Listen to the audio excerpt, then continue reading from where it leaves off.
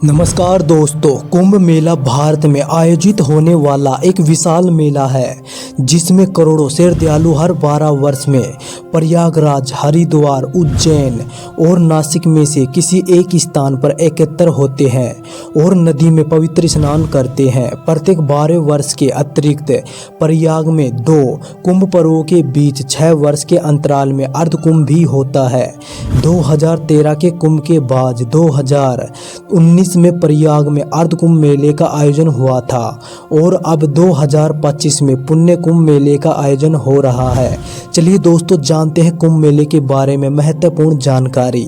Video पर नए हो तो वीडियो को लाइक और चैनल को सब्सक्राइब जरूर करना। दोस्तों, ज्योतिषी गणनाओं के अनुसार यह मेला पौष पूर्णिमा के दिन आरंभ होता है और मकर संक्रांति इसका विशेष ज्योतिषी पर्व होता है, जब सूर्य और चंद्रमा वृश्चिक राशि में और बृहस्पति मेष राशि में प्रवेश करते हैं।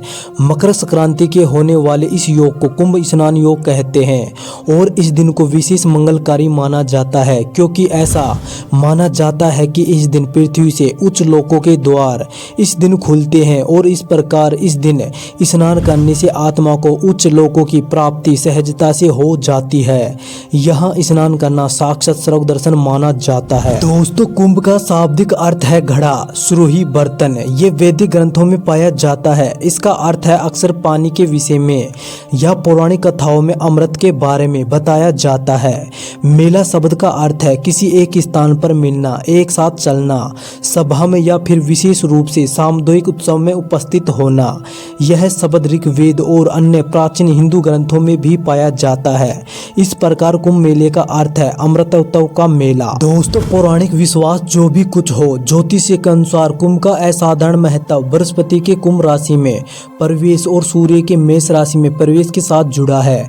ग्रहों की स्थिति हरिद्वार से बहती गंगा के किनारे पर स्थित हर की पौड़ी स्थान पर गंगा नदी के जल को औषधिकृत करती है तथा उन दिन यह अमृत हो जाती है। यही कारण है कि अपनी अंतरात्मा की शुद्धि हेतु पवित्र स्नान करने लाखों श्रद्धालु यहाँ आते हैं। आध्यात्मिक दृष्टि से अर्ध कुंभ के काल में ग्रहों की स्थिति एकाग्रता तथा ध्यान साधना के लिए उत्कृष्ट होती है। हालांकि सभी हिंदू त्योहार समान श्रद्धा और भक्ति के साथ मनाए जाते हैं, पर यहाँ अर्ध कुंभ तथा कुंभ मेले के लिए आने वाले पर्यटकों की संख्या सबसे अधिक होती है। दोस्तों, कुंभ पर्व के आयोजन को लेकर 2-3 पौराणिक कथाएं प्रचलित है, जिनमें से सर्वाधिक मान्य कथा देव दानवों द्वारा समुद्र मंथन से प्राप्त अमृत कुंभ से अमृत बूंदे गिरने को लेकर है। इस कथा के अनुसार महर्षि दुर्वासा के श्राप के कारण जब इंद्र और अन्य देवता कमजोर हो गए तो दैत्यों ने देवताओं पर आक्रमण कर उन्हें परास्त कर दिया। तब सब देवता मिलकर भगवान विष्णु के पास गए और उन्हें सारा वृतांत सुनाया। तब भगवान विष्णु ने उन्हें दैत्यों के साथ मिलकर क्षीर सागर का मंथन करके अमृत निकालने की सलाह दी। भगवान विष्णु के ऐसे कहने पर संपूर्ण देवता दैत्य के साथ संधि करके अमृत निकालने के यत्न में लग गए। अमृत कुंभ के निकालते ही देवताओं के इशारे से इंद्र पुत्र जयंत अमृत कलश को लेकर आकाश में उड़ गया। उसके बाद दैत्य गुरु शुक्राचार्य के आदेश अनुसार दैत्यों ने अमृत को वापस लेने के लिए जयंत का पीछा किया और घोर परिश्रम के बाद उन्हें बीच रास्ते में ही जयंत को पकड़ लिया। तत्पश्चात अमृत कलश पर अधिकार जमाने के लिए देव दानवों में 12 दिन तक अविराम युद्ध होता रहा। इस दौरान पृथ्वी के चारों स्थानों प्रयागराज, हरिद्वार, उज्जैन, नासिक पर कलश से अमृत बूंदे गिरी थी।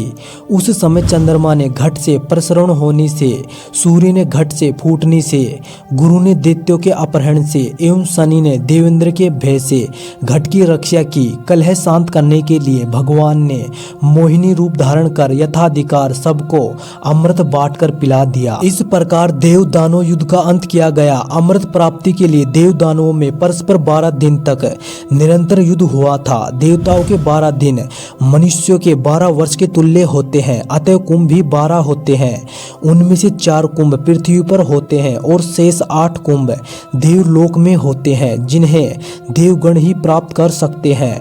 मनुष्य की वहां पहुंच नहीं है। जिस समय चंद्राधिकों ने कलश की रक्षा की थी, उस समय की वर्तमान राशियां पर रक्षा करने वाले चंद्र सूर्य दिख ग्रह जब आते हैं तो उस समय कुंभ का योग होता है। अर्थात जिस वर्ष जिस राशि पर सूर्य, चंद्रमा और बृहस्पति का संयोग होता है, उसी वर्ष उसी राशि के योग में जहां जहां अमृत बूंदें गिरी थी वहां वहां कुंभ पर्व होता है। दोस्तों, जानकारी अच्छी लगी है तो प्लीज वीडियो को लाइक और चैनल को सब्सक्राइब जरूर करना।